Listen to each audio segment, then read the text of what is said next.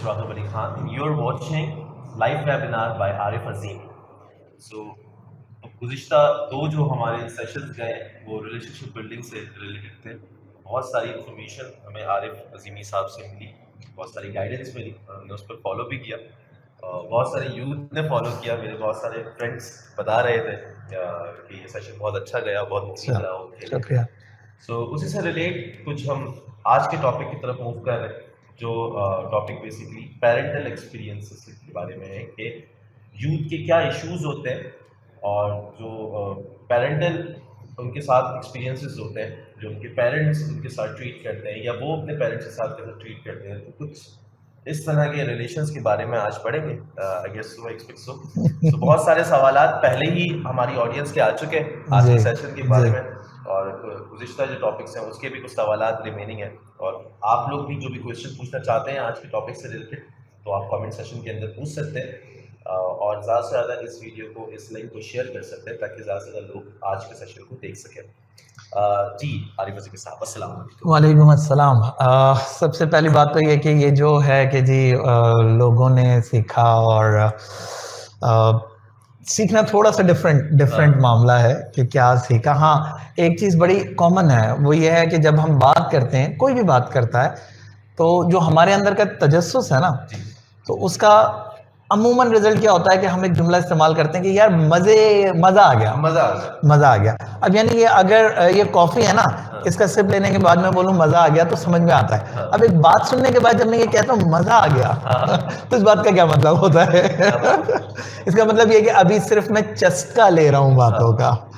ठीक है, जब आप बातों का चस्का लेते हैं तो आप ये कहते हैं कि मज़ा आ गया, मज़ा आ गया। हाँ, जब वो बातें आपको उस लेवल पर ले जाएं कि आप बोलें कि नहीं यार, कुछ सोचना चाहिए, कि ये जो बात मैंने सुनी है अब मुझे कुछ सोचना चाहिए। जब जहन इस तरफ जाने लगे तो फिर मेरा ख्याल है कि बोलने वाले ने शायद कुछ काम कर दिया है कि आपका जहन सोचने पे मजबूर हो जाए कि ये क्या बात है और इस बात का मतलब क्या है, क्या इससे हम कैसे चेंज लेकर आ सकते हैं। लेकिन हम जहाँ भी स्टैंड करते हैं लाइफ में, आज का जो भी हमारा टॉपिक है यूथ इश्यूज और पेरेंटल एक्सपीरियंस, हम चाहे यूथ में फॉल करते हो, हम चाहे पेरेंट्स के स्टेटस पे फॉल करते हो, या इन दोनों के बीच में कहीं हो, अभी हम यूथ से निकल गए हों, मैरिटल लाइफ हो हमारी, और अभी हम पेरेंटल एक्सपीरियंस की तरफ ना गए हों, कोई भी पोजीशन हो, लेकिन अगर कहीं हम ओवरऑल देखें ना, हमें लगता है कि जहाँ पर भी आज हमें चेंज की ज़रूरत है, हमें मज़ीद ग्रूम होने की ज़रूरत है, मज़ीद इम्प्रूव होने की ज़रूरत है, तो ये बात ज़बरदस्त है। अभी 3 दिन पहले की बात है, मेरा एक दोस्त है, फिटनेस कोच है, तो उससे वैसी बातचीत हो रही थी, तो ही सेड कि जब आप जिम से निकलते हैं ना और आप मज़े से अपनी बाइक को स्टार्ट कर सकते हो, आप मज़े से अपना सेल फोन निकाल के कॉल को डायल कर सकते हो और आपके हाथ पांव आसानी से मूव कर रहे हो, तो इसका मतलब आपने जिम में कुछ नहीं किया। आप जिम से निकले और आपका हाथ सीधा नहीं हो पा रहा, ठीक है, आपके मसल्स में से आवाज़ आ रही हो ना, वो जो स्ट्रेच हुए होंगे मसल्स, तो वो कहता है इसका मतलब आज आपने जिम में कुछ गेन किया है। पेन है तो गेन है। इसी तरह ये जितनी भी चीज़ें हैं, बहुत सारे लोगों के लाखों करोड़ों सेशंस और गुफ्तगू जो है आपको ऑनलाइन मिल जाएंगी। जब भी आप सुनते हैं सिर्फ इतना हो कि यार बड़ा मज़ा आया, तो माजरत के साथ मत देखें, ना देखें ना, सीखा क्या ये इम्पोर्टेंट है, सवाल क्या जहन में उभरा ये इम्पोर्टेंट है। सवाल उभरना शुरू हो गया तो बिल्कुल ठीक है, जहन ने सोचना शुरू कर दिया है तो ज़बरदस्त बात है कि हाँ यार ये बात इसने की है। चाहे आप ये बोलें कि यार ये क्यों की है इसने, ऐसा तो कुछ मसला ही नहीं है ना, आपको वो बात गलत लग रही हो, फाइन, गलत लगने दें, लेकिन सोचा तो सही ना आपने, सोचा तो सही ना आपने। जब अगर कोई यहाँ प्रोसेस नहीं शुरू हुआ ना, जहन के अंदर कोई प्रोसेस शुरू नहीं हुआ, तो फिर मज़ा नहीं आने वाला। फिर तो आप सैकड़ों हज़ारों लाखों के मजमे में तालियां बजाने वाले तो लोग मिल ही जाते हैं, उसमें क्या होता है, सुभान अल्लाह, माशाअल्लाह, अल्हम्दुलिल्लाह। नहीं, चेंज के लिए क्या हुआ। तो इस सारी गुफ्तगू का खुलासा आप बताएं, बल्कि मैं क्या बताऊं, आप बताएं जो अभी तक मैंने की। जो खुलासा मुझे नजर आया वो ये है कि अगर आप सुनते हैं तो सेशन को ये ना देखें कि ये एक यूट्यूब चैनल के ऊपर एक प्रोग्राम चल रहा है जो हम शुरू कर रहे हैं, तो उसको इस नज़र से नहीं बल्कि बोलने वाले की बात क्या है और वो क्या सिखा रही है। अगर आप उस पर सोच और फिक्र और गौर व फिक्र कर रहे हैं तो इसका मतलब है यू आर लर्निंग समथिंग। और अगर आप सिर्फ सुन के चले गए, आपने बोला हाँ इंटरटेनिंग था, मज़ा आया, अच्छा टाइम पास हो गया, सो आई डोंट थिंक सो कि वो आपकी लाइफ में कुछ चेंज लेके आ सकती है। क्योंकि चेंज के लिए आपकी सबसे पहले थॉट्स चेंज होती है और उसके बाद आपकी पूरी जो ज़िंदगी का एक आपका जो तरीक़ेकार होता है, जिस तर्ज़ अमल पे ज़िंदगी गुजार रहे होते हैं, वो भी चेंज होना चाहिए और वो शायद आपकी थॉट्स के थ्रू हम हाँ, बिल्कुल, बिल्कुल ऐसा हो सकता है। यानी मैं इसमें ये नहीं कहता कि नहीं हो सकता जो गुफ्तगू हम करते हैं उसके ज़रिए। उसकी वजह ये है कि देखिए, गुफ्तगू के 2-3 पैरामीटर हैं। एक पैरामीटर क्या है, जिसको हम एक्सपीरियंस कहते हैं ना, तजर्बा। वो तजर्बा किसी भी फ़र्द का तजर्बा हो सकता है। आपका अपना एक एक्सपीरियंस होगा जिसकी बुनियाद पर मैं कहूँगा कि देखो उसके साथ ऐसा हुआ, ठीक है, तो मुझे ये करना चाहिए या मुझे ये नहीं करना चाहिए।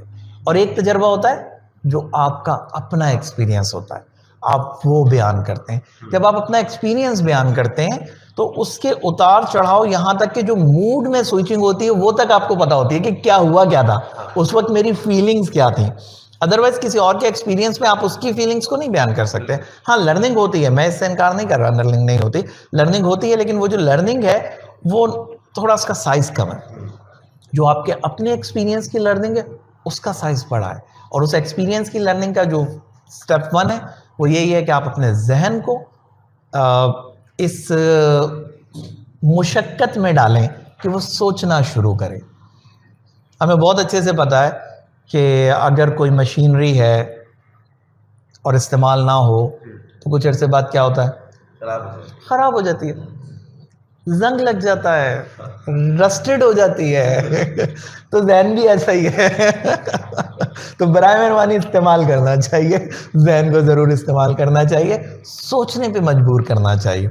ये जहन की एक्सरसाइज है। जैसे अभी हम फिजिकल फिटनेस की बात कर रहे थे ना, मसल्स स्ट्रेच होते हैं और दर्द होता है, ऐसे जहन के अंदर भी जो है ना वो एक प्रोसेस होना चाहिए। और उस प्रोसेस के नतीजे में जब आप किसी चीज़ पर जाएंगे तो फिर जो लर्निंग आएगी वो होगी। जैसे इस टॉपिक के लिए, यूथ इश्यूज़ और पेरेंटल एक्सपीरियंसेस के लिए, मैंने कुछ क्वेश्चंस जो है वो अपने स्टेटस और बाकी सोशल मीडिया पे शेयर किए, जिसमें मेरा एक सवाल ये था कि जी मुझे बेसिक 3 इश्यूज़ बता दें जो आपकी नज़र में हो। अच्छा, मैं जब ये सवाल बना रहा था तो मेरा ये भी प्लान था कि इसमें नोट डाल दूं कि जो आप इश्यूज़ बताएं तो उसके साथ अपनी एज भी लिख दीजिएगा। मैंने कहा मुश्किल हो जाएगा, ख़वातीन तो तो लेकिन उसका पर्पज़ क्या था कि एक 16 साल का रिस्पॉन्स है अगर मेरे पास, तो मुझे पता होगा कि वो यूथ के इश्यूज़ को कैसे देख रहा है। और एक पैरेंटल लेवल का कोई रिस्पॉन्स है तो मुझे पता होगा कि भाई वो यूथ इश्यूज़ को कैसे देख रहा है। उसी में एक रिस्पॉन्स मेरे पास ये आया कि जी मैं तो इस फेज से निकल चुका हूँ। बच्चे जवान भी हो चुके हैं, बच्चे सेटल भी हो चुके हैं और अपनी अपनी फैमिली के साथ हैं, अल्हम्दुलिल्लाह ठीक है।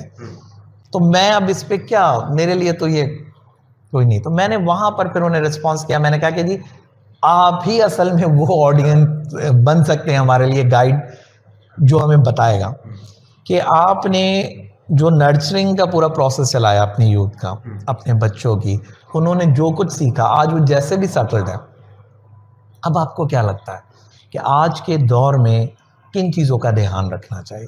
वो फिर खैर उन्होंने कुछ अपनी चीज़ें भी शेयर करें, वो आपके पास भी यकीनन आई भी होंगी, उनके एक्सपीरियंसेस को हम कर सकते हैं।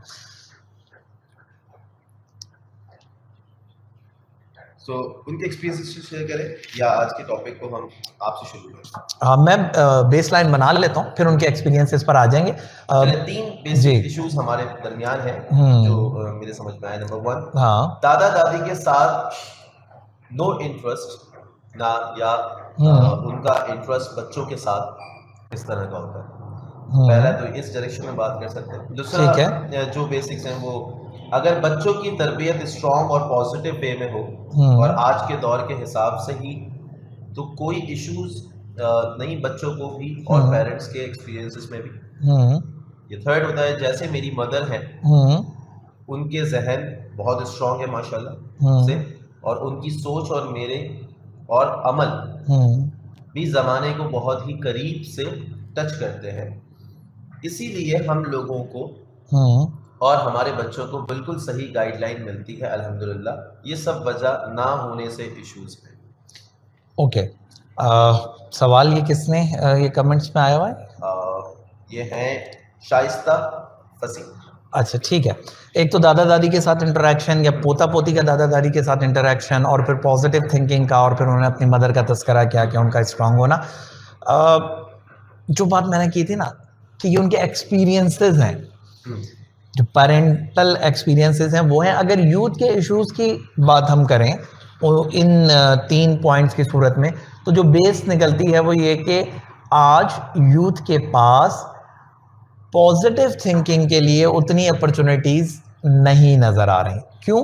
क्योंकि वो जिस इर्द गिर्द के माहौल में है वहां पर नेगेटिव चीजें बड़ी तेजी के साथ इन्फ्लुएंस है, ठीक है ना। वो उन्हें बहुत तेजी के साथ जो है वो अपने गिर्द एक जाला बुन लेती हैं, और उसके अंदर बहरहाल हम सबके सामने है कि मीडिया का भी एक अपना किरदार है। अगर वहाँ कोई 4 चीज़ें अच्छी नज़र आ रही हैं तो 40 चीज़ें ऐसी होंगी जो अच्छी नहीं है। शॉर्टकट कि जी बगैर मेहनत के पैसा आ जाए, ठीक है। शॉर्टकट बगैर मेहनत के तरक्की मिल जाए, शॉर्टकट बगैर मेहनत की शोहरत मिल जाए। मैं तो समझता हूँ लाइफ में कोई शॉर्टकट नहीं होता। कहाँ होता है शॉर्टकट? लाइफ में शॉर्टकट नहीं होता का मतलब मेरी अंडरस्टैंडिंग है कि नेचर में शॉर्टकट नहीं है यार। फितरत को आप देखें ना, जब आप जमीन में बीज बोते हैं आप उसको खाद और फिर पानी देते हैं, फिर धूप से ज़्यादा से बचाते हैं, फिर परिंदों से बचाते हैं, फिर एक ख़ास प्रोसेस के बाद एक कोंपल निकलती है, फिर उसकी केयर करते हैं, फिर वो छोटा पौधा बनता है, फिर तनावर दरख्त बनता है। ऐसा तो नहीं होता कि आप रात में बीज बोएंगे और सुबह उस पर फल लगे हुए होंगे। अगर साइंटिफिकली अगर हम आर्टिफिशियली शॉर्टकट अपनाते भी हैं तो वो उतना मुफीद नहीं होता, उतना मुफीद नहीं होता। उसके टेस्ट प्रोफाइल में और सारी चीज़ों में ठीक है, आप उसके अंदर फलाना विटामिन और ये चीज़ें कहते हैं हमने ऐड कर लें, बस जो नेचुरल चीज़ें होती हैं वो नहीं होती। तो शॉर्टकट जो नेचर जो हमें लर्निंग देती है ना, वो ये कि हर चीज़ का अपना एक प्रोसेस है, ग्रोथ का अपना एक प्रोसेस है। इसी तरह जहन की नशोनुमा का भी एक प्रोसेस है, इसी तरह तरक्की करने का भी एक प्रोसेस है, इसी तरह पैसा कमाने का भी एक प्रोसेस है। हम शॉर्टकट जो कुछ हमें नज़र आता है अपने अतराफ में, या मीडिया से ले लें या इन जर्नल ले लें, बस जल्दी से कुछ हो जाए, जल्दी से कुछ हो जाए। अच्छा, ये चीज़ बच्चों में भी नज़र आ रही होती है। जब बच्चा छोटा होता है ना, वो अपने से बड़े साइज का तकिया उठाने की कोशिश करता है। उसे अच्छा लगता है कि वो बड़े साइज का तकिया उठा ले, क्योंकि वो बड़ों को उठाता हुआ देखता है। बड़ों के जूते में अपना पाँव डालना उसको अच्छा लगता है, ठीक है, ओके फाइन। लेकिन जिंदगी की दौड़ में अगर शॉर्टकट जहन में आया तो आप बहुत सारे नॉर्म्स और वैल्यूज को जो है ना वो खराब कर देंगे, और फिर मसाइल हमारे सामने आने लगेंगे। इमेजिन करें आप, एक दिन का बच्चा आपको रात में जगाया और बोले मुझे भूख लगी है, सारे बेड छोड़ के भाग जाएंगे कमरे में से। नेचुरल नहीं है ना, होता ही नहीं। एक दिन का बच्चा नहीं बोलता, कुछ भी नहीं करता। तो जो चीज़ें अपने जिस टाइम फ्रेम में होनी चाहिए, हाँ, टाइम फ्रेम को मिनिमाइज किया जा सकता है एक ख़ास लेवल तक। जैसे पहले अगर सफ़र पैदल होता था या घोड़ों पर होता था, और आज हवाई जहाज़ में होता है, और पहले ख़त के ज़रिए बात जाती थी, अब सेकंड्स में ईमेल्स के थ्रू जाती है। वो सारी चीज़ें, गैजेट्स का इस्तेमाल अपनी जगह है, लेकिन जो किसी चीज़ की ग्रोथ का प्रोसेस है वो मैटर करता है, और उसको उस तरह ही समझना चाहिए। अगर नहीं करेंगे तो वो फिर, और यूथ जिस फैंटेसी में है और शॉर्टकट के मामलात में जाती है, तो वो फिर मैं दोबारा या बार बार जिस लफ्ज़ को इस्तेमाल कर रहा हूँ मीडिया का, मैं अगेंस्ट नहीं हूँ। अच्छी चीज़ें भी हैं, लेकिन अच्छी से कहीं ज़्यादा चीज़ें ऐसी हैं जो ठीक नहीं है, जिनका मकसद जहन साजी नहीं है। उनका कोई कमर्शियल तो ऑब्जेक्टिव हो सकता है, जहन साजी नहीं है। अब आप बोलें अगर जहन साजी वाले ड्रामे बनाएंगे तो देखेगा कौन? कौन देखेगा? ये मतलब अच्छा सवाल हो सकता है, इस पे प्रोग्राम कर सकते हैं कि फिर कौन देखेगा। लेकिन ये है कि आप जहन साजी वाले ड्रामे ना बनाएं, आप जहन साजी वाले प्रोग्राम ना बनाएं, और उसके नतीजे में जो कुछ हो रहा है फिर उसके ऊपर एतराज़ करने का भी हक नहीं है कि भाई हमारी नौजवान नस्ल कहाँ जा रही है। वहीं जा रही है जहाँ हम ले जाना चाह रहे हैं, जो कुछ हम दिखा रहे हैं वहीं जा रही है। अगर वो खराफात में पड़ी हुई है, अगर हमारे माशरे में बेहयाई बढ़ रही है, अगर हमारे माशरे में बेशर्मी बढ़ रही है, अगर हमारे माशरे में रिश्तों का तकद्दुस पामाल हो रहा है, अगर हम देखते हैं चाइल्ड अब्यूज़ हो रहा है, अगर हम कुछ भी चीज़ें देखते हैं तो हम दिखा रहे हैं, हम लोगों को वो रास्ते बता रहे हैं और उसका फिर हम वो रिस्पॉन्स देख रहे हैं। अब ये जो शाइस्ता ने रिस्पॉन्स किया कि जी दादा दादी और उनसे इंटरेक्शन का, बिल्कुल ऐसा ही है। उनकी अपनी एक सख्त नज़र होती है ना, वो अपने उस एक्सपीरियंस पे देखते हैं, उस एक्सपीरियंस को हम आज से मैच करने की कोशिश करते हैं तो हम कहते हैं कि जी ये तो आउटडेटेड हो गए हैं दादा, अब ये बातें नहीं होती, अब तो ये पुरानी बातें हो गई, अब तो सब यूं यूं यूं यूं करके हो रहा होता है। तो वो फिर एक जनरेशन गैप का टाइटल आ जाता है। जनरेशन गैप में हम कहते हैं जी बच्चे बिगड़ गए हैं या बच्चे आगे चले गए हैं, तो इस पर यकीनन अभी आगे बात करेंगे जनरेशन गैप के हवाले से भी।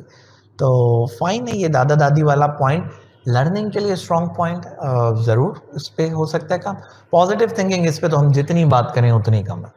अगर लाइफ में कुछ करना है अपने लिए, यूथ के लिए, कम्युनिटी के लिए, सोसाइटी के लिए, इस दुनिया के लिए, तो वो पॉजिटिव थिंकिंग को फ़रोग देना है, उसको फ़रोग दें, आपका काम आसान होगा और हर तरफ चीज़ें खूबसूरत हो जाएंगी। कुछ और बातें हैं। अपने बच्चों को मोहम्मद सल्लल्लाहु अलैहि वसल्लम की सीरत के बार म्यूचुअली से हम ये इश्यूज ख़त्म कर सकते हैं बाय बोथ साइड। जवेरिया ने ये बात बताई। हज़रत मोहम्मद सल्लल्लाहु अलैहि वसल्लम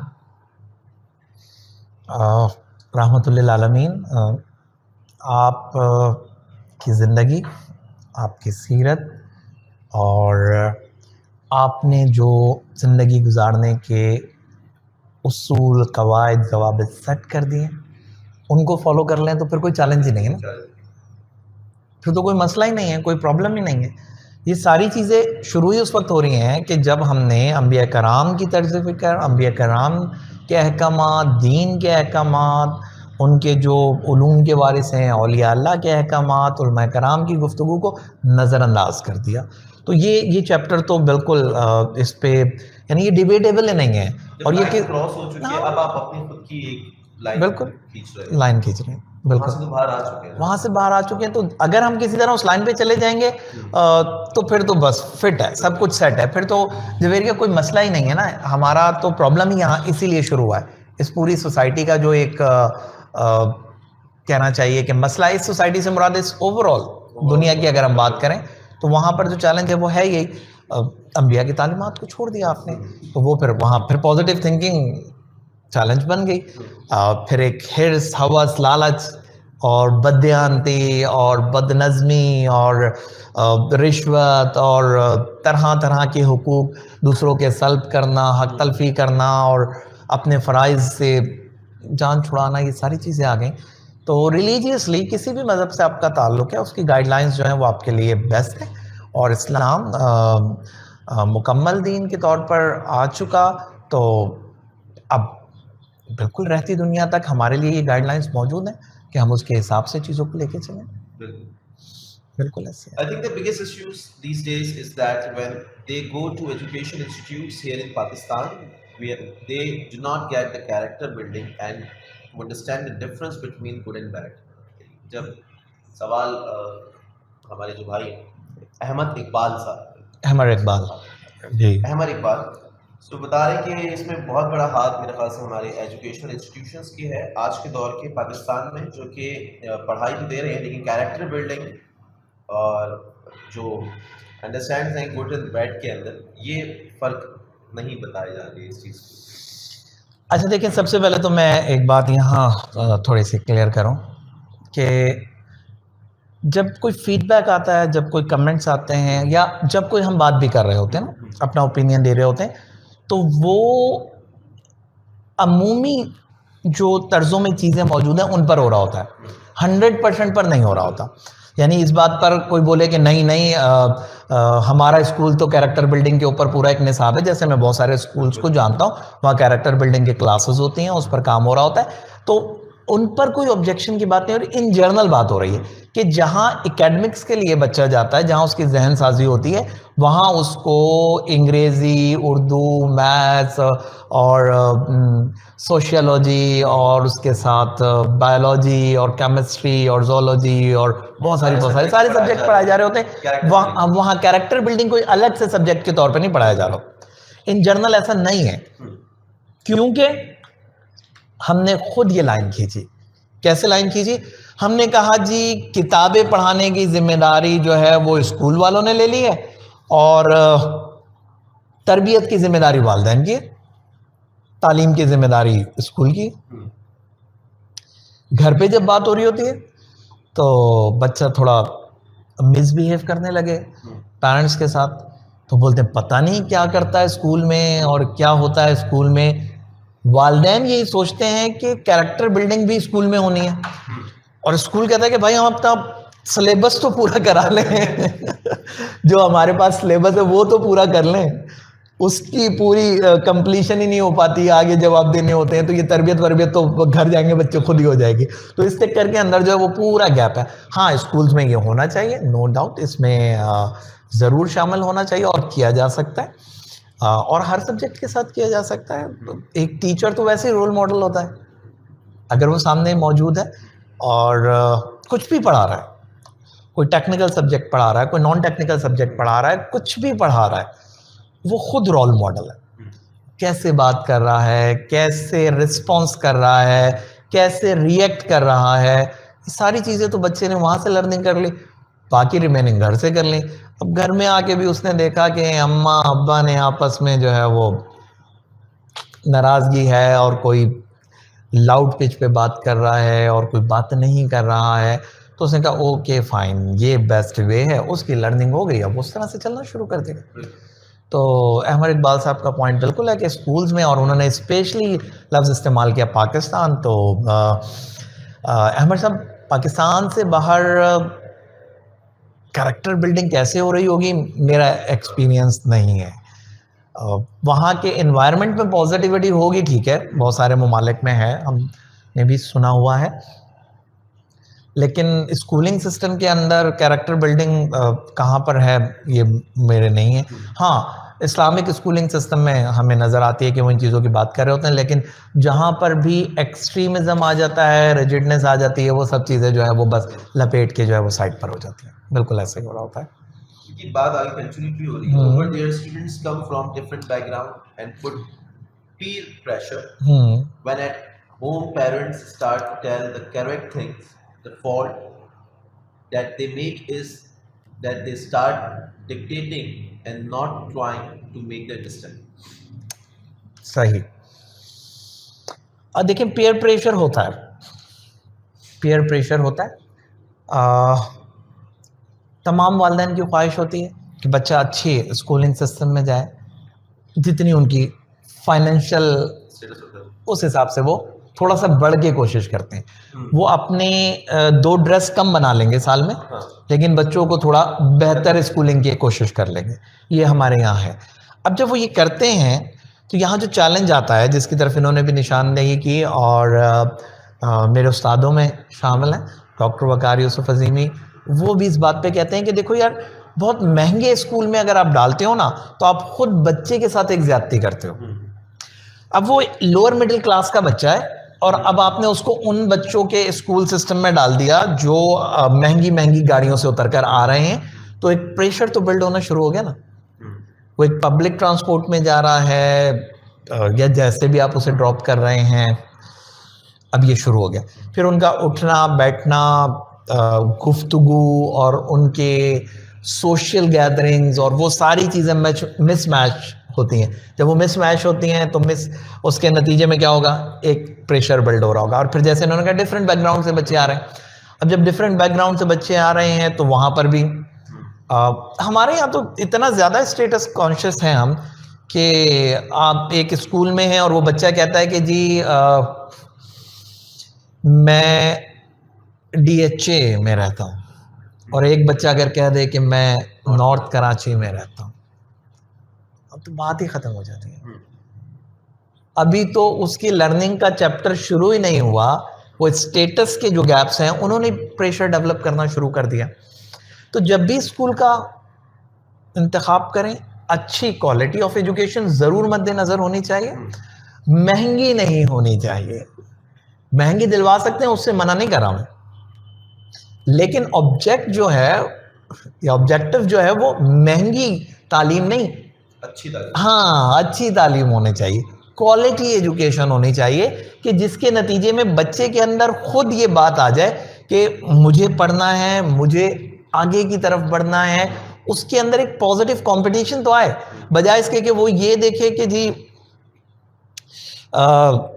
जो मेरा क्लासमेट है वो जिस सेलफोन की बात कर रहा है, वो आईफोन की बात कर रहा है, वो किसी की कर रहा है, मेरे तो घर में किसी के पास ही नहीं है, तो वो तो एक प्रेशर बिल्ड होना शुरू हो जाएगा। तो इन सारी चीज़ों को ज़रूर वालिदैन को देखना है। यहाँ अगर जनरेशन गैप वाले फ्रेम में हम बात करें ना, तो ये सारी जिम्मेदारी वालिदैन की है कि अब वो कर क्या रहे हैं।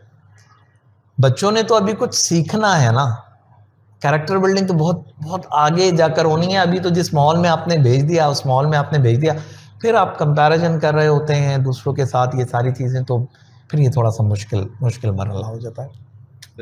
ये चीज़ है। बस अब आप जी आपके पॉइंट्स हम सुना। जी ज़रूर। अच्छा,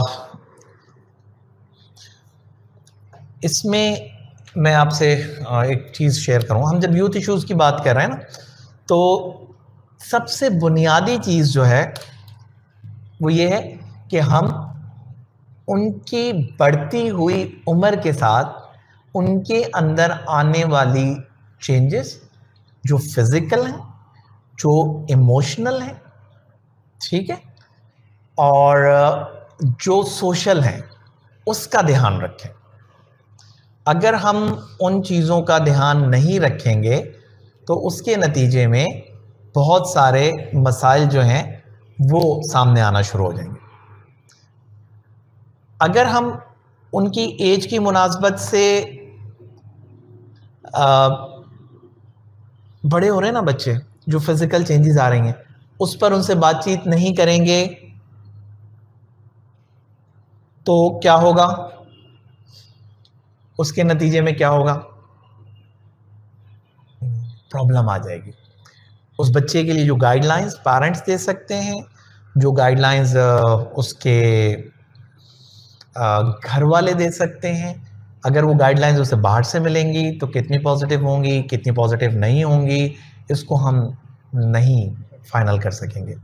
इसी तरह से जो उसके अंदर इमोशनल चेंजेस आ रही हैं, उसके बारे में हम उसे इग्नोर कर रहे होंगे। मूड स्विचिंग बड़ी कॉमन चीज़ है यूथ के अंदर ना, जैसे जैसे बड़े हो रहे होते हैं ना, तो बातें अच्छी लगने के साथ साथ बुरी भी लगना शुरू हो जाती हैं। पसंद नापसंद में बच्चा जो है वो सेंसिटिव होना शुरू हो जाता है। वो बोल रहा है नहीं बोल रहा है एक अलग बात है, लेकिन वो सेंसिटिव होना शुरू हो जाता है। तो यहाँ पर इस चीज़ का बहुत ज़्यादा ध्यान रखने की ज़रूरत है कि वो जो मूड स्विचिंग वाला फेज शुरू हो रहा है उसका 12 साल की उम्र में, 13 साल की उम्र में, या उससे आगे पीछे किसी उम्र में, उसका बहुत ध्यान रखें। अगर आपने उसका ध्यान नहीं रखा और आप उसे उसी तरह से ट्रीट करते रहे, उसका अभी स्कूल का काम करने का दिल नहीं कर रहा, अब आप उसे किस तरह स्कूल के काम करने के ऊपर लेकर आ रहे हैं, अभी उसका घर के काम में आपका हाथ बटाने का दिल नहीं कर रहा, आप किस तरह उसे घर के काम में इन्वॉल्व करने की कोशिश करें, अभी उसका टीवी देखने का दिल कर रहा है और मुस्तकिल सेलफोन यूज़ करने का दिल कर रहा है, आप उसे किस तरह वहाँ से डिस्कनेक्ट कर रहे हैं। वो जो उसके मूड की स्विचिंग है, अल्टीमेट क्या होता है बच्चे के जहन में, हम सब भी इस एक्सपीरियंस से गुजरे हुए हैं, सवाल आता है कि क्या बस आप मुझे ही बोलते रहते हैं, ठीक है। अब जैसे ये आता है ना फ्रेम, तो वहां पर एक चीज डिटैच होती है कि अच्छा मेरे ऊपर तो घर से प्रेशर है।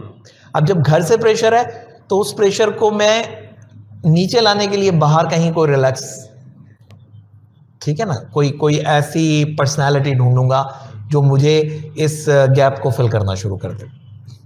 वो ठीक है, मिल गई, अच्छी मिल गई, by luck by chance, otherwise तो वो फिर मसला होगा।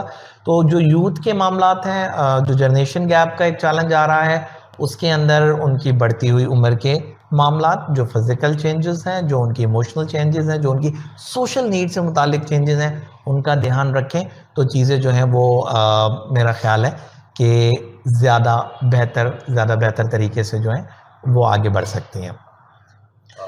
कुछ YouTube के क्वेश्चंस के बारे में करते हैं। जी।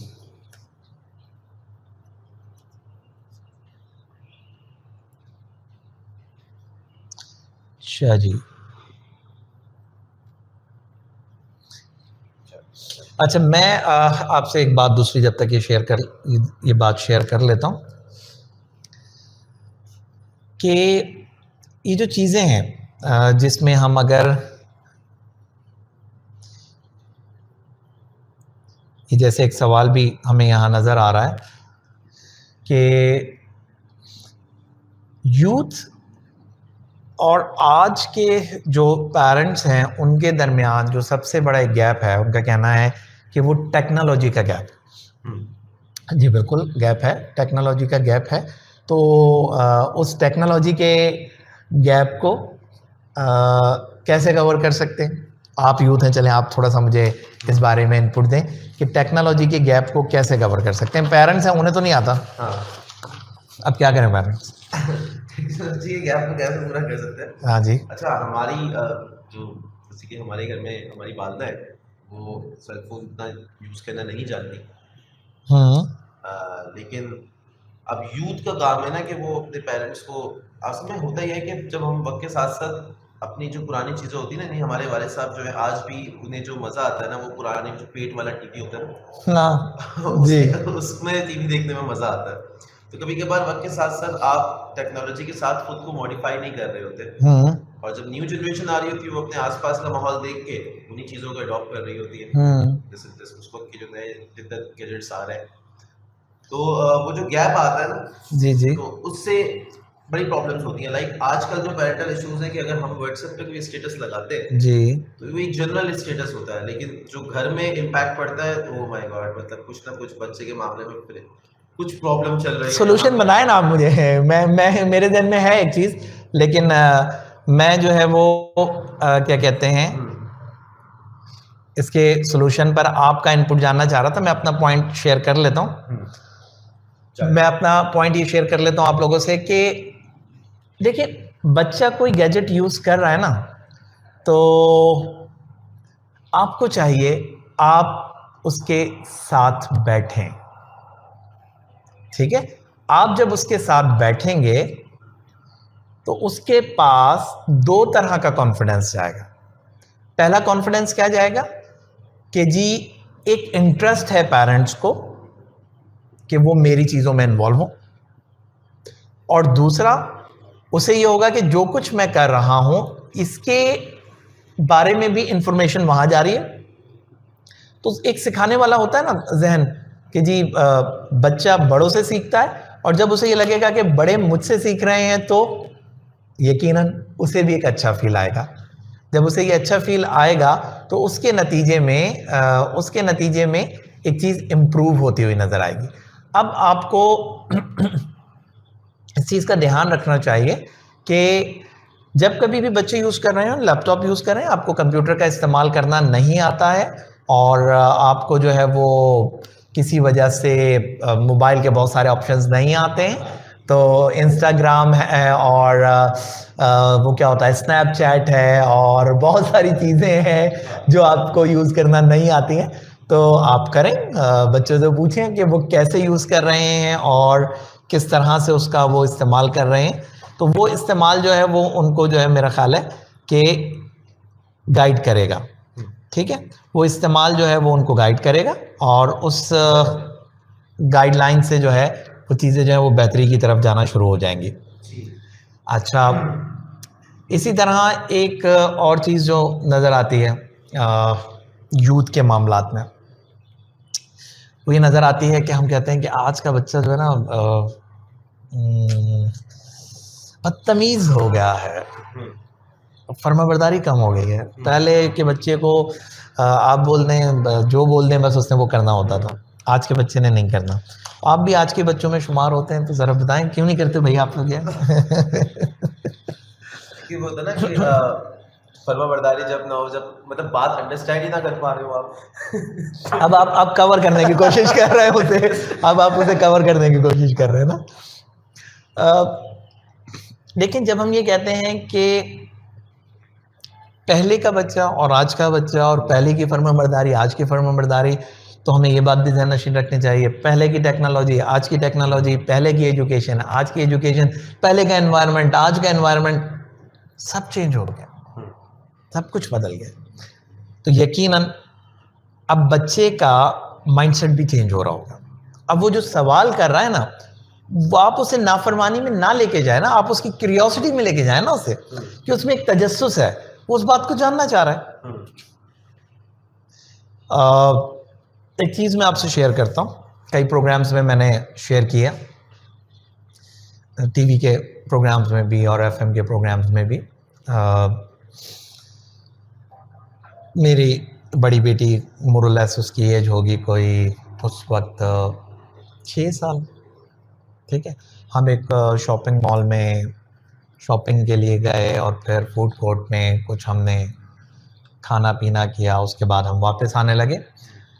तो शी आस्क्ड टू मी कि बाबा ये डेट पे जाना क्या होता है? पता है आप क्या जवाब देंगे? अच्छा, एक सेकंड के लिए तो मैंने भी सोचा बाप को क्या जवाब, क्या जवाब, ठीक है। अच्छा, टिपिकली इसका क्या जवाब बनता है? क्या बदतमीजी है, क्या फजूल सवाल है, और इस किस्म की बातें करते हैं और ये करते हैं। तो ये सारी चीज़ें जो हैं, इसको हम सारी चीज़ों को हमें देखना चाहिए। तो मैंने क्या किया, मैंने मेरे जहन में उस वक्त बात आई और मैंने उसको जो है उससे पूछा, मैंने उससे ये पूछा कि आपके जहन में ये सवाल कैसा है? बनता है ना कि भाई बच्ची पूछ रही है तो आपके जहन में ये सवाल कैसे है? उसने कहा वो जो मैं फेस पेंटिंग करवा रही थी जिस लड़की से, वहाँ एक लड़का आया और उसने उससे पूछा शाम में क्या कर रही हो, डेट पे चलें? तो डेट पे जाना क्या होता है? मैंने कहा ओके फाइन, एक पोजीशन क्लियर हुई ना कि हाँ जी कि ये सवाल उभरा कहाँ से। अब यहाँ 2-3 बातें पेरेंट्स के लिए सोचने की हैं कि अपने इर्द गिर्द में, अपने अतराफ़ में, अपनी एक्टिविटीज़ में, सारी चीज़ों में कितना ध्यान रखने की ज़रूरत होती है। अच्छा, आप ध्यान ना रखें या ध्यान रखें, दोनों सूरतों के अंदर ये चैलेंजेस आएंगे। आज बच्चा घर में है, कल बच्चा स्कूल में होगा, फिर कॉलेज में होगा, फिर यूनिवर्सिटी में होगा, बाहर होगा, कहाँ आप उसके साथ कोई मॉनिटरिंग चिप लगाकर आप सीसीटीवी पे तो नहीं सब कुछ सुन सकते ना। तो फिर अगला सवाल जो मैंने उससे किया, मैंने उससे कहा कि अच्छा वो लोग बात कैसे कर रहे थे? बड़े रिलैक्स उसमें कर रहे थे? उसने कहा नहीं, वो तो बड़े खामोशी से और बड़े डर कर एक दूसरे से बात कर रहे थे। तो मैंने कहा ओके फाइन, जो भी बात ज़रा डर के छुप के की जाती है ना, वो अच्छी नहीं होती। अभी मैंने ये नहीं बोला कि डेट पे जाना क्या होता है, अभी मैंने ये नहीं बोला कि डेट पे जाना का मतलब क्या है, क्या ये अच्छा होता है या बुरा होता है, क्या नहीं होता, बट एक ओवरऑल एक चीज़ उस वक्त जहन में डाल दी कि ये छुप के करने वाले जो काम होते हैं ना, ये अच्छे नहीं होते। क्या आप जो है वो बड़ों से छुप के कुछ कर रहे हैं, कि आप यानी अपने पेरेंट्स से छुप के कुछ कर रहे हैं, या इस किस्म की बातें जो पब्लिकली नहीं की जा सकती, तो उसके बारे में बहुत ज़्यादा अब उस एज के हिसाब से इतनी बात ओके थी। यकीनन वो फिर आगे चलकर फिर मैं दोबारा लफ्ज़ इस्तेमाल करूँ, हमारा मीडिया तो कब का बता चुका ना कि ये क्या चीज़ें होती हैं और किस तरह की चीज़ें होती हैं, क्या चैलेंजेस होते हैं। तो ये सारी चीज़ें, तो इसमें जो है वो एनवायरनमेंट का अपना एक किरदार है, उसमें सबसे ज़्यादा किरदार जो है वो पेरेंट्स का है कि वो किस तरह से लेके जा रहे हैं, वो किस तरह से तरबियत कर रहे हैं, किस तरह से उनके मामलात को जो है वो आगे बढ़ाया जा रहा है, क्या सब कुछ हो रहा है, क्या नहीं हो रहा है। ये सारी चीज़ें जो है वो समझने की हैं, इसी की मुनासबत से जो है वो आगे बढ़ेंगी। फिर प्रोग्राम यानी अगर हम टॉपिक में जाएं तो पहले हिस्से में यूथ इश्यूज़ हैं और दूसरे हिस्से में पैरेंटल एक्सपीरियंस है। अच्छा, पेरेंटिंग जो है वो बड़ी ज़बरदस्त चीज़ है।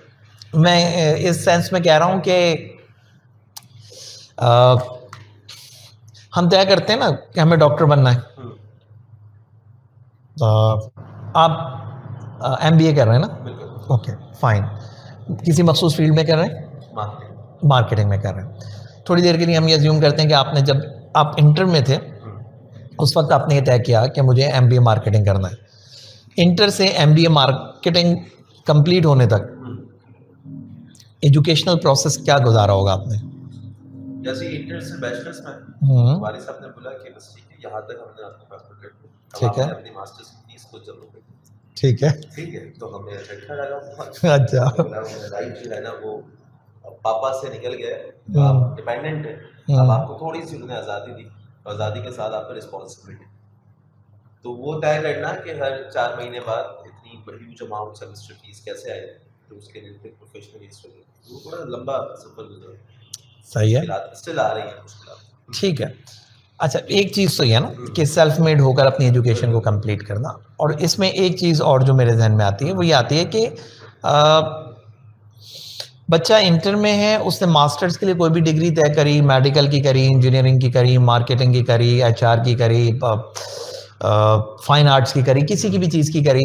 अब वो इंटर के बाद पहले 2 या 3 साल लगाएगा, ग्रेजुएशन करेगा, फिर 2 साल लगाएगा, मास्टर्स करेगा, पूरे एक प्रोसेस के बाद फिर उसके हाथ में एक डिग्री आएगी। अभी एक्सपीरियंस नहीं आया, अभी थ्योरी आई है, नॉलेज आई है ना। अब वो जाकर जॉब करेगा, अब उसके पास एक्सपीरियंस आएगा। इनिशियल जॉब के अंदर जो है उसको आप समझ लें कि अब बेसिक सैलरी मिल जाएगी, फिर उसके बाद कुछ और अच्छा होते होते 2 4 5 10 साल के एक्सपीरियंस के बाद अब वो अपनी एक्सपर्टीज के हिसाब से डिमांड करेगा। इंजीनियर बनना है, डॉक्टर बनना है, किसी भी प्रोफेशन में जाना है, उसकी डिग्री के लिए एजुकेशनल सिस्टम मौजूद है। जिंदगी की एक हकीकत तो यह ना कि प्रोफेशनली कहीं जाना है, और जिंदगी की दूसरी बड़ी हकीकत रिलेशन है। आगे जाके शादी होनी है ना, एक अच्छा शौहर कैसे बनना है, उसकी डिग्री कहाँ से मिलेगी। एक अच्छा बाप कैसे बनना है, एक अच्छी माँ कैसे बनना है, उसकी डिग्री कहाँ से मिलेगी। जो देखा था एक्सपीरियंस घर में, अगर वो अच्छा नहीं था वो डिग्री बन गया आपका। ऐसा ही हुआ, जो सोसाइटी में देखा था अगर वो अच्छा नहीं था वो डिग्री बन गया आपका। उस एक्सपीरियंस पर आपने अपने आने वालों को पढ़ाना शुरू कर दिया, बताना शुरू कर दिया। ठीक है। इस बात का मतलब ये है कि जो पैरेंटल एक्सपीरियंसेस हैं, इसके लिए भी डिग्री की शर्त लाजमी करार दे दें, जैसे वैक्सीनेशन की, और बाज़ ममालिक के अंदर आपकी कुछ ब्लड डिजीज़ जो हैं उसके हवाले से वो टेस्ट करवाना जो है वो कंपलसरी होता है कि थैलेसीमिया वगैरह तो नहीं है, माइनर भी हो तो मेजर हो सकता है। तो अगर मेजर हैं तो दोनों की शादी को रिकमेंड नहीं किया जाता, उससे पहले वो सर्टिफिकेट लेना होता है। इसी तरह कुछ ऐसी मैं कहता हूँ डिग्रियां भी होनी चाहिए। डिग्री ना हो तो भाई शॉर्ट कोर्स ही कर लें कोई सर्टिफिकेट कोर्स ही कर लें कि एक अच्छे बाप की, एक अच्छे शौहर की, एक अच्छी बीवी की, एक अच्छी माँ की खुसूसियात क्या होती हैं और उसके चैलेंजेस क्या होते हैं, उनके ऊपर कोई कोर्स कर लें और उसके बाद जाएं और फिर अपनी लाइफ को ज़रा बेहतर। थ्योरी तो आ गई ना, अब एक्सपीरियंस में जाएंगे तो उसको देखते रहे, अच्छा अच्छा अच्छा अच्छा, जहां मैच नहीं हो रहा होगा एक नया वर्जन आ जाएगा, अगले एडिशन के अंदर कोई किताब छापेगी कंपनी, तो फिर ठीक है, फलाना यूनिवर्सिटी बोर्ड छाप देगा नई किताब उसके अंदर के भाई अब आज के एज के हिसाब से, आज के दौर के हिसाब से जो है वो ये इन चीज़ों को भी किया जा सकता है। उसकी लर्निंग ज़रूरी है, वरना हम अपने ही नेगेटिव और पॉजिटिव और पॉजिटिव और नेगेटिव और नेगेटिव और नेगेटिव चार्जेस के साथ जो एक्सपीरियंस हमें मिले, हम उनमें और एडिशन कर करके आगे लाइफ को बढ़ाते रहेंगे। और बहुत सारी दफ़ा हमें बहुत अच्छे से पता है, हमें ये सुनने को मिलता है कि भाई तुम कौन सा अनोखा काम कर रहे हो, हमने तो इससे ज़्यादा काम किया है और ऐसा किया है और वैसा किया है। ये सारी बातें इसलिए सुनने को मिल रही होती हैं कि उस एक्सपीरियंस से गुजरे हुए होते हैं वो सब। अब आज के बच्चे को जो है वो उसी तरह से हैंडल करने की कोशिश कर रहे होते हैं। तो आज के बच्चे को आज के हिसाब से हैंडल करना चाहिए और उन सारी चीज़ों की लर्निंग पेरेंट्स को करनी चाहिए, बिल्कुल करनी चाहिए। लाजमी होना चाहिए कि हाँ यार अब बताओ अब हमें क्या सीखना है, हमें क्या सीखना है। और ये कोई बहुत मुश्किल बातें नहीं है, बहुत आराम से। जैसे कि हमारे आइडियल एज के अंदर इंटरनेट जो थी वो एज ए लग्जरी लेते थे, बट बिल्कुल। अब नेसेसिटी बन चुकी है एजुकेशन सिस्टम अब। तो बहुत सारे पेरेंट्स इस चीज़ को एक्सेप्ट नहीं कर रहे होते क्योंकि obviously when you have an internet तो आपके पास अच्छाई और बुराई दोनों चीज़ें होती हैं। बिल्कुल। तो बहुत सारे पेरेंट्स उस चीज़ में, क्योंकि वो अंडरस्टैंड नहीं करते, उन्हें सिर्फ नेगेटिविटी पता होती है या वो खुद समझते हैं कि गलत होगा, तो वो रिस्ट्रिक्शंस लगाते हैं। लेकिन आज के ज़माने के हिसाब से बहुत सारे बच्चों के साथ गलत हो रहा है। अगर कुछ गैजेट्स आइटम अगर नहीं मिल रहे उनको, अकेडमिकली प्रॉब्लम हो रही है, एक बच्ची यूनिवर्सिटी में पढ़ रही है, उसके पास इंटरनेट नहीं है घर पे, उसके पास लैपटॉप नहीं है हमारा, जो बस एक कुछ वैल्यू सेट कर ली है पेरेंट्स ने। मैं समझता हूँ कहीं कहीं पेरेंट्स की भी आज के दौर के बारे में लर्निंग कम होती है, जिसकी वजह से प्रॉब्लम हमें फेस करना पड़ रही है। सही बात है आपकी, बिल्कुल सही बात है। और इस पे बहुत सारे वालिदैन जो है वो मुत्तफिक होंगे। रिसेंटली एक महीने के कुछ 4 से 6 एक्सपीरियंस मेरे सामने आए मल्टीपल लोगों के पास से। टेस्ट था, टेस्ट की रिक्वायरमेंट थी कि साइलेंट मोड होना चाहिए रूम में, आपके हाथ बिल्कुल कैमरे के सामने नज़र आने चाहिए, ठीक है, और लाइट प्रॉपर होनी चाहिए, फेस पे लाइट होनी चाहिए, माइक बिल्कुल क्लियर होनी चाहिए ताकि कोई और आवाज़ आपको गाइड कर रही है तो पता लग जाए, ये सब कुछ हो। जैसे ही टेस्ट शुरू हुआ, जैसे ही टेस्ट शुरू हुआ 5, 7, 10 मिनट बाद लैपटॉप शट डाउन हो गया। मशीन है, अब वो दोबारा रीस्टार्ट हुआ, उन्होंने नहीं लिया टेस्ट, नहीं भाई नहीं हो सकता। उसका मतलब एक ये निकलता है कि जी आपने उसको बंद कर दिया और सवाल आपके सामने आ गए थे, आपने उस 2, 4, 6 मिनट में सवालों के जवाब तलाश कर लिए, तो वो एक्सेप्टेड नहीं है। अब ये क्लासरूम में हो रहा होता तो टीचर सामने होता तो मसला ही नहीं था। अब वो उस स्टूडेंट का तो रो रो के बुरा हाल कि यार ये तो मेरे साथ तो ये हो गया और ऐसा नहीं था वैसा नहीं था। वो जो भी मामलात हुए, इसी तरह से बहुत सारी और छोटी छोटी चीज़ें हैं। इलेक्ट्रिसिटी के शटडाउन्स हैं जिनके चैलेंजेस आ जाते हैं। बाज़ इलाकों में बड़े मसाइल हैं, इंटरनेट ऑल्टरनेट सॉल्यूशंस होने के बावजूद प्रॉब्लम कर जाते हैं। आपका नेटवर्क है, गड़बड़ कर गया तो कर गया, 100 में से 2 लोगों का करता होगा, लेकिन करता तो होगा, ठीक है। 98% ओके रहा होगा, 95%, जबकि ऐसा है नहीं कि इतना अच्छा रेशो हमारे यहाँ है इन सारी चीज़ों का। और फिर उसकी अफोर्डेबिलिटी भी अपनी जगह एक चैलेंज है। तो ये सारे मसाइल हैं कि ऑनलाइन लर्निंग में ठीक है सारी चीज़ें, लेकिन पेरेंट्स के लिए तो ये एक मज़ीद दर्द सरी है ना, हेडेक हो गया वो, यार ये क्या हो गया है, इसको भी देखो, अब इसको भी देखो, इसको भी संभालो, ये सब कुछ करना चाहिए, ये एक मसला बन गया। यूथ इशूज़ जो बेसिक बातें थी वो पैरेंटल एक्सपीरियंस, और इसमें मैं बताऊं कि 4 तरह के जो है ना आपके पेरेंटिंग स्टाइल्स आपके आएंगे, ठीक है। एक पेरेंटिंग स्टाइल जो है वो सिंपल ये होता है कि आप बच्चे को उसके हाल पे छोड़ देते हैं। इग्नोरेंस वाला पेरेंटिंग स्टाइल होता है, जो कर रहा है बस उसे करने दिया, जो कर रहा है बस उसे करने दिया। वो ठीक कर रहा है तब भी वो ठीक नहीं कर रहा है तब भी बस ठीक है, वो बस आपकी अपनी मसरूफियत है, उसकी अपनी मसरूफियत है, आपने बच्चे को उसके उस पर छोड़ दिया कि जी ठीक है। जंगल में भी खुरदुरो पौधे बड़े हो जाते हैं तो ठीक है, वो भी बड़ा हो जाएगा, फिर जो कुछ उसका फ्रूट निकलेगा वो भी बंदा देख लेगा। अच्छा, कुछ पेरेंट यानी जो एक स्टाइल है पेरेंटिंग स्टाइल, वो अथॉरिटेटिव किस्म का है ना, बड़ा ही हर चीज़ के अंदर ये करना है, ये नहीं करना है, इतना करना है, इतना नहीं करना, यहाँ जाना है, यहाँ नहीं जाना, ये पहनना है, ये नहीं पहनना, बहुत ही अथॉरिटी के साथ। कि बच्चे को क्या पता भाई, इसको क्या पता, हमें पता है, हम बताते हैं, ठीक है, फुल अथॉरिटी के साथ। एक फुल इग्नोरेंस के साथ, एक फुल अथॉरिटी के साथ है, ठीक है। एक होता है कि वो थोड़ा सा बैलेंस किस्म का होता है कि जिसको आप समझ लें कि वो उसमें बच्चे की बात भी सुन लेता है और बहुत सारी बातों में बच्चे की बात मान भी लेता है, ठीक है। एक फ्रेंडली इन्वायरमेंट वाला जिसको हम कहते हैं। और हमारे यहाँ जो है वो इस बात का बड़ा चर्चा होता है कि जी बच्चों के साथ बहुत फ्रेंडली होना चाहिए, मैं भी इसके हक में हूँ, फ्रेंडली होना चाहिए, लेकिन उस फ्रेंडली की एक लाइन होनी चाहिए कि बच्चे को ये बात पता हो कि हाँ मुझे हर गलत चीज़ इसलिए शेयर करनी है कि ये मुझे उसका सोल्यूशन बताएंगे, इसलिए शेयर करनी है कि हाँ ये सोल्यूशन बताएंगे। अगर कोई चैलेंज आ रहा है मुझे लाइफ के अंदर तो ये मुझे बताएंगे। 10 तरह के मसले मसाइल आ रहे होते हैं। ये जो चाइल्ड अब्यूज़ के इश्यूज़ हैं, आप पेरेंट्स के साथ नहीं शेयर कर रहे होते बच्चे, क्योंकि पेरेंट्स ने कभी उन्हें इतनी स्पेस ही नहीं दी होती कि वो शेयर कर लें कि क्या मसला आ रहा है, क्या नहीं आ रहा, बाहर क्या हो रहा है, क्या नहीं हो रहा, कोई उन्हें तंग कर रहा है, कोई फ़ोन कॉल ऐसी आ रही है, कोई मैसेज ऐसा आ रहा है, नहीं बता रहे होते, ठीक है। क्या उन्हें पता होता है कि हमारे अब्बा तो बड़े गुस्से वाले हैं, अगर उन्हें पता लग गया ना वो, हाँ बिल्कुल बिल्कुल यही बात बजाय इसके कि भाई वो नंबर किसी तरह उसके हाथ लग गया, फसाद की जड़ यही मोबाइल है, बस इससे मोबाइल ले। आप उस चीज़ को जिसको जड़ कह रहे हैं वो ये नहीं है जड़, वो जड़ तो दरअसल में उस लड़के की या उस फर्द की गलत तरबियत है। उसके लिए आपने क्या किया, आपने अपने घर में और प्रेशर डाल दिया, या बोले मैं बाहर तो ठीक नहीं कर सकता, बस फ़ोन ही ले लो इससे। तो ये इस किस्म के चैलेंजेस हैं।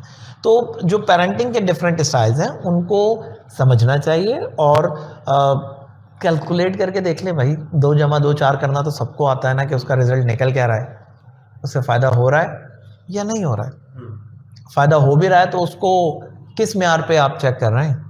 आप बोल रहे हैं मेरा बच्चा तो बड़ा ही फर्मा बरदार है, मेरी तो हर बात सुनता है और ये करता है, तो ठीक है, फर्मा बरदारी अगर हर बात को सुनना है आपके नज़दीक तो ठीक है, कभी ज़रा उसके अंदर भी देख लें वो फर्मा बरदारी कहीं किसी लावे की सूरत में तो नहीं पकड़ी, वो कहीं उसे इरिटेट तो नहीं कर रही, वो कहीं उसे गुस्से वाले माइंडसेट की तरफ तो नहीं ले जा रही, जिसके नतीजे में वो घर में बिल्कुल बोले हाँ ठीक है, ये जो कहते हैं एक कान से सुनो दूसरे कान से निकाल दो, इससे ज़्यादा कुछ भी नहीं, आप इससे ज़्यादा तो कुछ नहीं कर सकते।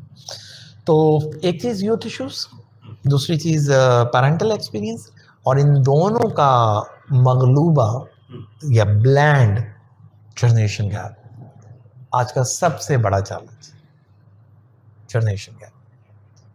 इन्हीं 2 चीज़ों के ऊपर, इन्हीं 2 पिलर्स के ऊपर ये बिल्डिंग खड़ी हुई है, जिसको हम जनरेशन गैप कह रहे हैं। ये गैप, इन्हीं 2 चीज़ों को आप यूं ब्रिज कर लें तो ये गैप ख़त्म हो जाएगा। जो पेरेंट्स के एक्सपीरियंस है और जो यूथ के इश्यूज हैं, ब्रिज कर लेना आप, मामला ठीक हो जाएंगे। इसको गैप तक मत छोड़ें। ये मत बोलेंगे नहीं यार ये आज सुनते नहीं है, या बच्चे ये ना समझें कि ये आउटडेटेड हो गए, उनके एक्सपीरियंस से बच्चे फ़ायदा उठाने की कोशिश कर लें और पेरेंट्स जो हैं वो बच्चों की अंडरस्टैंडिंग की तरफ आ जाएं। लोगों को लगेगा जी बड़ी अच्छी बातें, बड़ी किताबी बातें हैं। नो, बिल्कुल प्रैक्टिकल बातें, बिल्कुल प्रैक्टिकल बातें, करके देखने वाली बातें, और बहुत सारे लोगों ने की हैं और उसके बहुत अच्छा रिजल्ट भी है। और उसके रिजल्ट्स के कुछ फ्रूट्स मैं आपको बता दूं, बच्चे का कॉन्फिडेंस लेवल बढ़ता है, जो एहसास कमतरी का चैलेंज है वो ख़त्म हो जाता है। उसको पता होता है मेरे पीछे मेरे पेरेंट्स हैं, एहसास कमतरी नहीं रहता बच्चों में फिर, ठीक है, कॉन्फिडेंस बढ़ता है, एहसास कमतरी नहीं रहता है। फिर ये कि उनकी अपनी जो एजुकेशन में ग्रोथ है, उनके जो करियर में ग्रोथ है, उसकी स्पीड बढ़ जाती है। वो बच्चे जो क्लास में अच्छी पोजीशन लेते हैं, आप देखें जाकर, बड़े सपोर्टिव पेरेंट्स आपको मिलेंगे। स्ट्रिक्टनेस एक अलग चीज़ है, ऐसा नहीं, मैं ये नहीं कह रहा कि स्ट्रिक्टनेस नहीं होती। पेरेंट्स का गुस्सा करना कोई बुरी बात नहीं है, ठीक है। गुस्सा मतलब ये कि चीज़ों के लिए एक ख़ास शेड्यूल बनाना, उसके ऊपर उनको पाबंद करने की कोशिश करना, उनको गलत चीज़ से रोकना टोकना, ये कोई बुरी चीज़ें नहीं है।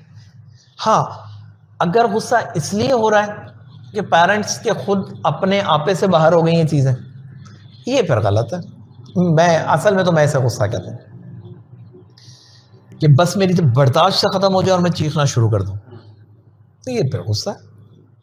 हाँ, मुझे पता है कि मैंने इसे गाइड करना है, और इस वक्त जब मैं गाइड कर रहा हूँ अगर ये मेरी बात बीच में काटे तो मैं बोला थोड़ी देर खामोशी से मेरी बात सुन लें आप। ठीक है, आप बात सुनाएं, आपका राइट है, आपका एक्सपीरियंस है, आप हाँ, लेकिन जब उसकी बात सुननी है तो उसकी बात भी फिर ऐसे ही सुननी है जैसी आपकी एक्सपेक्टेशन है कि आपकी बात सुनी जाए। फिर ऐसे ही आपने उसकी भी बात सुननी है, उसके पॉइंट ऑफ व्यू को भी समझना है। इसलिए ये होता है ना, एक बात कहते हैं ना कि भाई आप ज़रा किसी दूसरे के जूते में पाँव तो डाल के देखें ना, फिर आपको पता लगेगा कि वो कितना तंग है या कितना ढीला है, या उसमें कोई कील तो नहीं निकली हुई है। आप उसकी जगह पर तो जाके देखें, बच्चों की जगह पर बैठ के तो देखें, ज़रा उनकी नज़र से अपने लफ्ज़ों को तो तोल के देखें कि उन्हें कितनी शीरनी महसूस होती है और कितनी तलखी महसूस होती है। तो ये गैप जो है ये ब्रिज में कन्वर्ट हो जाएगा, चीज़ें ठीक होना शुरू हो जाएंगी। सो जो पेरेंट्स का, मियाँ बीवी का, यानी हस्बैंड एंड वाइफ की अगर बात करें, पेरेंट्स का अपना जो बिहेवियर, उनकी जो रिलेशंस चल रहे होते हैं, या वो एक दूसरे को कैसे ट्रीट करते हैं, क्या उसका इम्पैक्ट उनके बच्चों पर आता है, उनकी तरबियत, उनकी खुद की रिलेशंस कैसे हैं पेरेंट्स?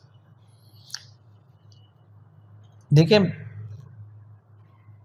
मियाँ बीवी के रिलेशंस का, उनकी गुफ्तगू का, उनके आपस में जो बिहेवियर है उसका सबसे ज़्यादा असर आता है बच्चे पर, सबसे ज़्यादा असर आता है। बच्चे तक अगर उनके झगड़े की आवाज़ गई है बच्चे के इल्म में अगर ये आया है कि ये दोनों नाराज़ हैं, बच्चे के इल्म में अगर ये आया है कि ये उसकी बात को लेट डाउन कर रहे हैं या वो उसकी बात को सीरियस नहीं ले रहा है, तो आपने बिल्कुल खुला रास्ता दे दिया कि बच्चा कल आपकी बात को लेट डाउन करेगा, कल बच्चा आपकी बात को इम्पोर्टेंस नहीं देगा, कल बच्चा आप दोनों से नाराज़ होगा, बोलेगा आप दोनों की तो खुद की नहीं बनती, हमारे साथ क्या आप बात कर रहे हैं। वो यही सब कुछ एक्सपीरियंस लेकर अपनी लाइफ को शुरू करेगा कि यार पढ़े तो नॉर्मल बात है, बीवी जोर से बोले तो उसे एक लगा दें आप, ठीक है। शौहर अगर बात नहीं समझे तो बीवी चिल्ला के बात कर ले, चीख के बात कर ले, कुछ भी नहीं होता। बीवी नाराज़ होके जो है वो मैके चली जाए और शौहर जो है वो उसे यूं खड़े खड़े बोले कि अभी मैं तुम्हें घर भेज दूंगा, या इस किस्म के डायलॉग्स हो रहे हों या बातचीत हो रहे हों। तो ये जितनी भी चीज़ें हैं, ये सारी की सारी चीज़ें जो हैं वो बिल्कुल बच्चे के जहन पर बराह रास्त असर करती हैं, बराह रास्त असर करती हैं। और ये चीज़ जिसको मैं कह रहा था उसका फ्रूट ये है कि कॉन्फिडेंस बढ़ता है, इसका रिजल्ट ये है कि कॉन्फिडेंस लूज होता है। मैं कह रहा था उसका फ्रूट ये है कि बच्चे में एहसास कमतरी नहीं होता, तो इसका रिजल्ट क्या आएगा? एहसास कमतरी आएगा बच्चे के अंदर, घर से ही आएगा जो भी आएगा। जब पॉजिटिव चीज़ें घर से आ रही हैं तो नेगेटिव चीज़ें भी उसके मिजाज में घर से आ रही होंगी।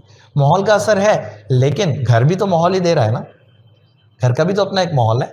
बिल्कुल आता है मियाँ बीवी के रिलेशंस का बराह रास्त बच्चे के जहन पर, उसकी तरबियत पर असर पड़ता है। बिल्कुल ऐसे आज के दौर के अंदर तकरीबन हर चीज़ बहुत सोशलाइज हो चुकी है। आप घर के अंदर इतने कनेक्टेड नहीं होते, इतने बाहर दुनिया से कनेक्टेड होते हैं सेल फोन्स के जरिए, लैपटॉप के जरिए। तो आजकल के जो पेरेंट्स हैं, अव्वल तो जो मेरे ख्याल से एक भाई ने क्वेश्चन नहीं बोला था, उसी से मैं मुतफिक होऊंगा कि अव्वल तो बच्चा हमारा 6 घंटे स्कूल डिनर देता है, 2 घंटा ट्यूशन में देता है, 1 घंटा मदरसे में देता है, जो 12 घंटे उसके सोने के और जागने के होते हैं। तो 12 घंटे में से तकरीबन लगभग 7 से 8 घंटे 9 घंटे वो बाहर होता है, तो 2-3 घंटे के लिए वो घर पे होता है जहाँ उसकी माँ की तरबियत उसके साथ होती है। वो टाइम फिर बच्चा अपनी कंफर्ट जोन के लिए गुजारता है, गेम्स खेलता है, मोबाइल फोन लेता है। बिल्कुल ऐसे। सो आज के इस दौर के अंदर क्या वो तरबियत पॉसिबल है जैसे कि आपकी वालदा या हमारी वालदा कर सकी जब ये चीज़ें मौजूद नहीं थी? तो क्या पेरेंट्स को भी स्केड्यूल बनाना चाहिए? हम बच्चे का तो स्केड्यूल सेट कर रहे हैं कि आपकी ये टाइमिंग होना चाहिए, आपकी ये डेडलाइन से, पेरेंट्स को अपने लिए क्योंकि बच्चों की तरबियत करने के लिए डेडलाइन सेट करनी। अच्छा देखिए, कैरेक्टर बिल्डिंग की बात कर रहे हैं ना हम कैरेक्टर बिल्डिंग की बात कर रहे हैं, तो उसके लिए कोई चैलेंज नहीं है कि हम बोलें कि इन सारी मसरूफियात के साथ हम बच्चे को कैसे करेंगे उसकी कैरेक्टर बिल्डिंग। कैरेक्टर बिल्डिंग कैसे होगी? सिंपल, अब बच्चे के सामने चीख के मत बोलें, अब बच्चे के सामने झूठ मत बोलें, अब बच्चे के सामने गलत बयानी से काम ना लें, अब बच्चे के सामने मिसकमिटमेंट ना करें। इसके लिए कोई अलग से वक्त तो नहीं चाहिए ना, बच्चा तो ये देख रहा है ना आप कर क्या रहे हैं, आप कर क्या रहे हैं। मेंटोर, बिल्कुल आप मेंटोर हैं, आप उसकी गाइड हैं, ये सारी चीज़ें तो आपसे सीख रहा है। अब वो देख रहा है कि नहीं यार, मेरे पेरेंट्स जो बात कहते हैं ना, जो घर में कहते हैं वही बाहर कहते हैं। अब होता क्या है, घर में तो अम्मा बात कर रही हैं या अब्बा बात कर रहे हैं कि वो फलाने की धमाके की बुराई और इसकी और उसकी बातें हो रही हैं, और घंटी बजी और वही साहब सीढ़ियों से चढ़ के ऊपर आए, ओ स्माइलिंग फेस के साथ, अभी आप ही का तस्करा हो रहा था। अब क्या तस्करा हो रहा था? ये कोई तस्करा नहीं होगा, ठीक है ना, अभी आप ही का तस्करा हो रहा था, और बड़े स्माइलिंग फेस के साथ के बस जैसे बस इनसे अच्छा कोई है नहीं। अब बच्चे ने क्या सीख लिया? उसने कहा जबरदस्त यानी जिसकी बुराई करनी है बुराई करते रहो, जब वो सामने आए तो बस। नहीं, ऐसा ना करें। अच्छा, इसका मतलब ये नहीं है कि जिसकी आप बुराई कर रहे हैं जब वो आए बोले अभी तुम्हारी बुराइयां कर रहे थे तुम आ गए। नहीं नहीं नहीं नहीं, ये नहीं कह रहा हूँ। मैं ये कहना चाह रहा हूँ कि बुराई ना करें, बुराई ना करें। अगर किसी की कोई कमजोरी है, किसी की कोई खामी है, तो आप क्यों डिस्कस कर रहे हैं भाई? अच्छाई डिस्कस कर लेना, जिसकी अच्छाई है, किसी में तो अच्छाई होगी भाई। पॉजिटिविटी। आप गीबत कर रहे हैं, आप चुगलखोरी कर रहे हैं, क्या ज़रूरत है? मत करें वो बातें, मत करें वो। अब एक गैदरिंग हो रही है, उसमें किसी का तस्करा निकल आया और दूसरे ने कहा कि यार देखो उसने उस वक्त वो कर दिया, तो इतनी तो अखलाकी जुर्रत होनी चाहिए कि आप उसे ये बोलें कि यार प्लीज़ इस बात से हमारा क्या लेना देना, कोई और बात करते। इतना तो कर लेना, कोई अच्छी बात करें ना जिससे थोड़ा एनवायरनमेंट में हाँ माहौल अच्छा हो जाए। कोई लतीफ़ा सुना दें भाई, कोई मसला है क्या? बोले नहीं यार ऐसे थोड़ा लतीफ़ा सुनाते हैं कोई, कौन सा मुश्किल है, गूगल कर लें लतीफ़े मिल जाएंगे आपको।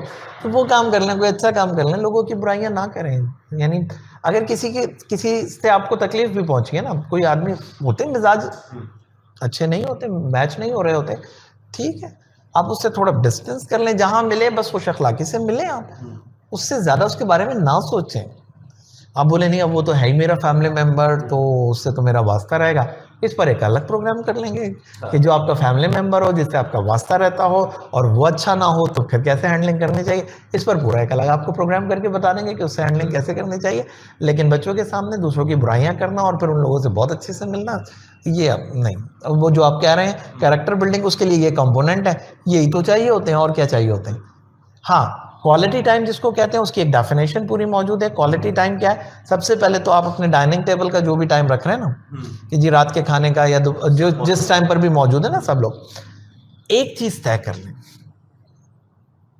कोई मुश्किल नहीं होगी, कोई मुसीबत नहीं आएगी, कम अज कम मोबाइल फोन तो साइलेंट पे करके साइड पे रख दें। खाने में 15 मिनट लगेंगे, 20 मिनट लगेंगे यार, उसके बाद जब चाय पीने हो तो आप रख लें, फिर बात करते रहें। उस वक्त हल्की फुल्की गुफ्तगू बस फैमिली के साथ जो करनी चाहिए वो करें आप। उसके अलावा आप वीकली कोई शेड्यूल बना लें, 1 घंटे का बना लें, वो बहुत प्रोडक्टिव होगा, कि जिसमें सारी चीज़ें डिस्कनेक्ट होंगी और आप अपनी फैमिली से कनेक्ट होंगे। ये जो डिस्कनेक्शन है विद गैजेट्स कनेक्ट करेगा आपको आपकी फैमिली के साथ। आप करें, आपको शेड्यूल बनाए, कोई टीवी का प्रोग्राम फैमिली के साथ बैठ के देखें, कोई अच्छी मूवी जो फैमिली के साथ देखी जा सकती है आप ज़रूर फैमिली के साथ देखें। आप कहीं बाहर जा सकते हैं, महीने में, 2 महीने में, 3 महीने में एक दफ़ा चाहें ज़रा खुले फिजा में निकलें, छोटे छोटे घरों से जाके। कोई बहुत अच्छे रिलेटिव्स हैं जिनके पास आप 2-4 महीने में चक्कर लगा सकते हैं, शाम की चाय उनके साथ जाके पी लें, बच्चों को लगे कि हाँ यार हमारी फैमिली यार कि सब कुछ है, इन सारी चीज़ों की इंपॉर्टेंस बताएं ताकि वो भी समझें। चल आज के प्रोग्राम को यहीं तक रखते हैं। जी बिल्कुल बिल्कुल। नाज़रीन, जो आज की जो गुफ्तगू रही है व्यूअर्स हमारी दरमियान, हमने 2 इश्यूज़ पे बात की। एक तो हमने बात किया कि यूथ के इश्यूज़ क्या है और पेरेंटल जो एक्सपीरियंसेस हैं, और फिर उसके दोनों के जो दरमियान जो क्लैश आ रहा, जो बैरियर्स थे, जो ब्रिज था, वो फिर हमने जनरेशन गैप को डिस्कस किया। सो आई गेस दोनों जनरेशन्स के लिए, चाहे वो यूथ हो या पेरेंट्स हो, बहुत ही कारआमद रहेगा आज का लेसन। बहुत सारी चीज़ें आपको मालूम होती हैं, कुछ चीज़ें आपको रिवाइज हो जाती हैं, ताकि आपको फिर से उस पर गौर व फिक्र करने की जो है ना वो मौका मिल जाता है। अपने आप को रिवाइज, अपने आप को रीस्केड्यूल करते हैं, रीफॉर्म करने के लिए हमें इस तरह की चीज़ें, इस तरह की बातें सीखते रहना चाहिए और ख़ुद भी गौर व फिक्र करना चाहिए कि शायद गलती हमारे साइड से ना हो। हम फ़ौरन अगर एज ए पेरेंट्स हैं तो टोटल हम समझते हैं बच्चा कसूर रहा है, ज़माना बिगड़ा हुआ है, और अगर बच्चे हैं तो हम समझते हैं कि पेरेंट्स हमारे साथ नाजायज़ कर रहे हैं, वो ज़माने से बहुत पीछे हैं। तो ये दोनों इश्यूज़ को कवर अप किया जा सकता है और एक अच्छी फैमिली रिलेशंस बनाए जा सकते हैं, जिससे हमारी टोटल, अगर एक फैमिली भी स्ट्रॉन्ग होती है और हर बंदा, अगर एक माँ भी, एक पेरेंट भी अपने बच्चे की तरबियत अच्छी करती है, तो ऐसे करते करते ये जो पूल है वो एक गुलदस्ता बन जाएगा, नहीं हमारी पूरी सोसाइटी जो है वो एक बेहतरी की तरफ जाने लगेगी, और जाना चाहिए इसको। सो इसका हजरत दीजिए अपने मेज़बान राग़िब खान को इजाज़त, दुआ में याद रखने की दरख्वास्त। अल्लाह हाफ़िज़ नासिर। देखेंगे इंशाअल्लाह अगला प्रोग्राम हमारा अगले से अगले वीक। ज़रूर देखिएगा, सब्सक्राइब कीजिए हमारे यूट्यूब चैनल को, लाइक करना और कमेंट करना ना भूलिएगा। जो भी सवालात हों आप नीचे कमेंट सेक्शन में दे सकते हैं। इंशाअल्लाह नेक्स्ट सेशन के अंदर हम आपके जवाब आरिफ सर से सुनेंगे। Thank you very much. Pakistan जिंदाबाद।